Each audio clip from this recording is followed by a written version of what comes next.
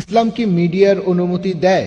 কারণ নবীজি মুহাম্মদ সাল্লাল্লাহু আলাইহি সাল্লামের সময়ে জনগণের সাথে যোগাযোগের তেমন কোনো মাধ্যম ছিল না, একথা আপনি বললেন। তাই আপনি কি কোরআনের কোনো সূরার উদ্ধৃতি দেবেন অথবা কোনো সহিহ হাদিস? ধন্যবাদ। ভাই, আপনি প্রশ্ন করলেন যে নবীজি সাল্লাল্লাহু আলাইহি সাল্লামের সময় জনগণের সাথে যোগাযোগের তেমন কোনো মাধ্যম ছিল না, তাহলে ইসলাম কি মিডিয়ার অনুমতি দেয় আর কোরআন বা হাদিসের কোনো উদ্ধৃতি আছে কিনা? ভাই, একটা কথা বলি, ইবাদতের কথা যদি বলতে হয়, যেটা বলা হয়েছে যে এটা ফরজ, এটা হলো ইসলামিক শরিয়া। অন্যান্য ব্যাপারে, দৈনন্দিন জীবনের বিভিন্ন ব্যাপারে যেগুলোকে হারাম বলা হয়েছে সেগুলো হারাম, বাদবাকিগুলো হালাল।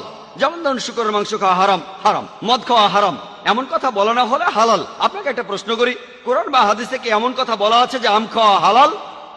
তাহলে কি আপনি বলবেন যে আম খাওয়া হারাম? তাহলে ইবাদতের ক্ষেত্রে যেগুলোকে বলা হয়েছে সেগুলো ফরজ, এটা শুধু ইবাদতের ক্ষেত্রে। আর জীবনযাপনের ক্ষেত্রগুলোতে যেগুলোকে হারাম বলা হয়েছে সেগুলো বাদে বাকিগুলো হালাল। না হলে হয়তো বলবেন, ভাই জাকির, আপনি আম খাচ্ছেন কেন?